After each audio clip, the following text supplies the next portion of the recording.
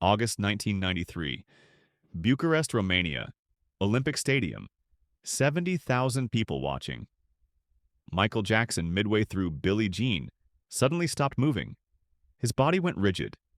Then it collapsed. He crumpled to the stage floor like someone had cut his strings. The music kept playing. The crowd kept screaming. And Michael Jackson lay motionless under the lights while his crew scrambled to figure out what had just happened. This wasn't the first time. It wouldn't be the last. And watching the footage now, knowing what came after, the collapses look less like isolated incidents and more like warnings. Warnings that nobody heeded. Warnings that Michael's body was shutting down under the weight of expectations it could no longer carry. The Dangerous World Tour ran from June 1992 to November 1993. 69 shows across 24 countries. Each show was a technical marvel. Elaborate choreography, pyrotechnics, costume changes, a set list that spanned 2 hours of non-stop performance. Michael danced, sang, and commanded stages in ways that seemed superhuman. And that was the problem. Because he wasn't superhuman. He was a man pushing a body that had been performing at elite levels since childhood. A body that was tired, injured, chemically managed, and slowly breaking down in front of audiences who came expecting perfection and got it, right up until the moment they didn't. This is the story of those collapses. Not as spectacle, though they were spectacularly documented, but as symptoms. Evidence of what happens when the human cost of performance becomes unsustainable. When the show must go on becomes a mandate that destroys the person putting on the show. And when the machine built around a superstar refuses to stop, even when the superstar is visibly failing. The Dangerous Tour was ambitious from the start. Too ambitious, according to people involved in its planning. Michael wanted to top every tour he'd done before. The Bad World Tour had set attendance records. Dangerous needed to break them. The production budget was massive. Custom-built stages that could be transported internationally, a crew of hundreds. Dancers, backup singers, technicians, security. The logistics alone were staggering, and at the center of it all was Michael, who would be expected to perform at peak capacity night after night for over a year. Rehearsals began months before the first show, and from the beginning there were concerns about Michael's health. He'd always been thin, but during dangerous rehearsals people noticed he was losing weight. Not eating enough, not sleeping well. He was reportedly taking painkillers for chronic back problems that had developed from years of intensive dancing. And he was using other medications, sleeping pills, anti-anxiety drugs, to manage the stress and insomnia that came with the pressure of mounting a world tour. But nobody stopped the tour, because stopping wasn't an option. Tickets had been sold, venues booked, sponsors committed. The financial machinery was already in motion. And Michael, for his part, didn't want to stop. Performing was what he did, who he was. The stage was the one place where he felt in control, even as his control over everything else was slipping. The tour opened on June 27, 1992, in Munich, Germany. The Olympic Stadium, 72,000 people. The show was spectacular. Michael performed flawlessly. The reviews were ecstatic. But backstage, according to crew members, Michael was exhausted. Not the normal exhaustion of a 2-hour performance. Something deeper. He needed help getting out of his costume. Needed to lie down immediately after the show. And when staff suggested he might want to pace himself, ease up on some of the more demanding choreography, he refused. The show was the show. It had to be perfect. Anything less wasn't acceptable. Over the next several months, the tour moved across Europe. London, Paris, Barcelona, Moscow. Each city brought sold-out crowds and rave reviews. But the physical toll was accumulating. Michael's schedule was punishing, perform, travel, perform, travel. Sometimes with only a day or two between shows. Sometimes in different time zones, which meant his already fragile sleep patterns became even more disrupted. People who worked on the tour described Michael as increasingly withdrawn. He'd arrive at venues, go straight to his dressing room, emerge only to perform, then disappear again. He wasn't socializing with the crew, wasn't engaging with fans the way he used to. He was, according to multiple accounts, using the dressing room time to rest, or to be administered medication by doctors who traveled with him. The first major collapse happened in September 1992. Wembley Stadium, London. Michael was performing Beat It. The choreography for that song was particularly demanding. Sharp movements, quick spins, aggressive footwork. Midway through, Michael stumbled, caught himself, kept performing, but those watching closely saw him wobble, saw his movements become less sharp, less controlled, and then, near the end of the song, he went down. Not dramatically, he just sort of folded, sat down on the stage, the music kept playing, dancers kept dancing around him. But Michael wasn't moving. Security rushed the stage. The music cut. The crowd, which had been screaming, went quiet. Confused, worried. Michael was carried off. The show was paused for nearly 20 minutes. When he returned, he looked pale, shaky. But he finished the performance. And the next night, he was back on stage in London, performing again as if nothing had happened. The official explanation was dehydration, heat exhaustion. The lights on stage were intense, the costumes heavy and not breathable. Michael had been dancing for 90 minutes straight. It made sense. Except it kept happening. Over the course of the Dangerous tour, Michael collapsed or nearly collapsed multiple times. Not every incident was public. Some happened during rehearsals or sound checks. Some happened backstage. But the ones that happened during performances were captured on video. Fans recorded them. News crews reported them. And each time, the explanation was the same. Dehydration, exhaustion. He pushed too hard. He'd be fine.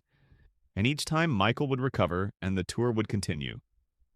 But people who were there, who saw what happened in the moments after Michael went down, told a different story. They talked about paramedics being called, about oxygen tanks, about Michael being unresponsive for minutes at a time, about genuine fear that something was seriously wrong, and about the doctors who traveled with the tour administering treatments, IV fluids, medications, that would get Michael functional enough to perform again. There's a pattern here that's important to recognize. This wasn't a one-time health scare. This was chronic, recurring. And instead of addressing the underlying cause, that Michael's body couldn't sustain the tour schedule, the solution was always short-term. Get him back on his feet. Get him through the next show. Worry about the consequences later. The most famous collapse happened in Bucharest, August 1993. Olympic Stadium, 70,000 people. The show was being filmed for a television special that would later be broadcast internationally. Everything had to be perfect, and for most of the performance it was. Michael was sharp, energetic, hitting every mark. And then during Billie Jean, he froze. The footage is eerie to watch. Michael is mid-dance, and then he just stops. His body goes stiff.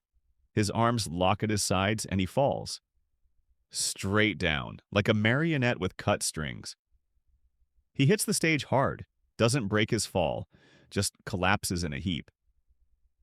The crowd noise is overwhelming, people screaming, not in excitement, in panic. The music stops. Crew members sprint onto the stage. They surround Michael, try to shield him from the cameras, but the cameras keep rolling. And what you see if you watch the full footage is terrifying. Michael isn't moving, his eyes are closed, and the people around him are frantic. It took several minutes before he was carried off stage. The show was canceled. Fans were told Michael had been overcome by heat and exhaustion but was stable. The Bucharest special, when it aired, included the collapse. Editors didn't cut it out. They left it in, which in retrospect feels almost exploitative. The moment of Michael's body failing became part of the spectacle, part of the myth. After Bucharest, the tour continued, because of course it did. There were more shows scheduled, more cities, more sold-out stadiums, and Michael, after a brief rest, was back on stage. Performing in Moscow, performing in Israel, performing in Mexico, each show taking a little more out of him, each collapse making the next one more likely.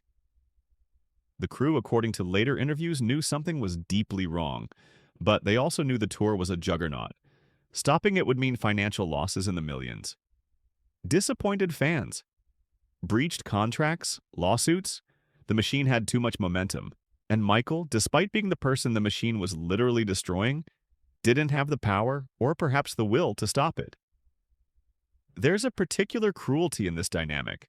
Michael Jackson was the most famous entertainer on the planet. He had wealth, fame, influence, and yet, when it came to his own health, he was powerless, or felt powerless, because saying no, admitting he couldn't do it, meant failing. And failure for Michael was unthinkable. Better to collapse on stage than admit he had limits. The tour finally ended in November 1993.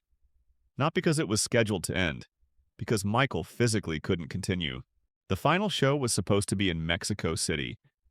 But before it could happen, Michael released a statement. He was canceling the remainder of the tour. He was entering treatment for dependency on painkillers. He was, the statement said, suffering from both physical and emotional distress. And he needed help. The announcement shocked the public, but it didn't shock the people who'd been working with him. They'd seen it coming, seen him getting worse, seen the collapses becoming more frequent, seen the medications becoming more necessary just to get him functional. The only surprise was that it had taken this long. Michael checked into a rehabilitation facility. The tour was officially over, and in the aftermath, questions started being asked. Why had nobody stopped him sooner? Why had the tour been allowed to continue when Michael was clearly in medical distress? Who was responsible for protecting him when he couldn't protect himself? The answers were complicated, because responsibility was diffuse. Michael's management team had a financial interest in the tour continuing. The longer it ran, the more money everyone made. The promoters had contracts and obligations. The venues had sold tickets. The sponsors had paid for association with the tour. Everyone had incentives aligned toward continuation, not cancellation. And Michael himself was complicit. He didn't want to stop, didn't want to admit weakness, didn't want to disappoint fans or damage his reputation as the ultimate performer. So he kept going, kept pushing, kept collapsing and getting back up because that's what he'd been trained to do since he was a child. But there were also enablers. The doctors who traveled with the tour and administered medications that allowed Michael to perform despite his body's signals that he needed rest. The staff who witnessed collapses and didn't escalate concerns. The system that prioritized the show over the person putting it on. The dangerous tour collapses are often remembered as dramatic moments. Viral before viral was a thing. Fans shared VHS recordings, news programs replayed the footage, and Michael's image as a larger-than-life performer was paradoxically reinforced. Look how hard he works. Look how much he gives. He literally collapses from the effort. That's dedication. But reframing those collapses as dedication misses the point. They weren't proof of Michael's commitment. They were proof that the system around him was broken, that the demands placed on him were unsustainable, and that nobody with the power to intervene was willing to do so. There's footage from a post-show moment, reportedly from late in the tour where Michael is being helped off stage. He can barely walk. His legs aren't supporting his weight. Crew members are essentially carrying him, and someone off-camera asks if he's okay. Michael, barely audible, says something like, "I just need to rest."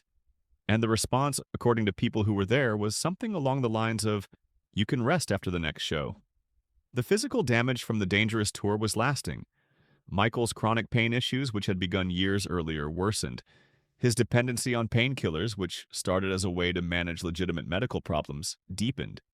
And his relationship with performance changed. The joy that had once been visible when he danced was replaced by something else. Obligation, endurance, survival. In the years after Dangerous, Michael performed less frequently. The History World Tour in 1996 to 1997 was shorter and less demanding than Dangerous.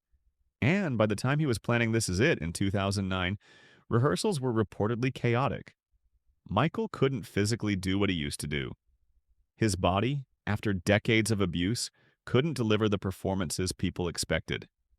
And when Michael died in June 2009 from acute propofol intoxication, the drug's role in his life was traced back to chronic insomnia and pain management. Problems that had been exacerbated, if not caused, by years of pushing his body past its limits. Years of collapsing and being told to get back up. Years of being treated as a machine instead of a human being. The dangerous tour. Collapses weren't isolated incidents. They were symptoms of a larger problem.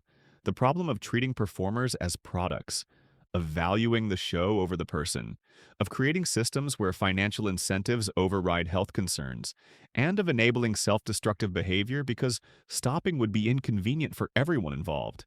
Michael Jackson wanted to be the greatest performer who ever lived, and in many ways he achieved that. But the cost was his health, his well-being, and ultimately his life.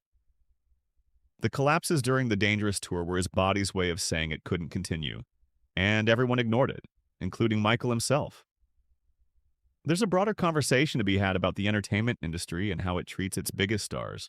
Michael Jackson isn't the only performer who's been pushed to collapse, who's been medicated to keep performing, who's been told the show must go on no matter what.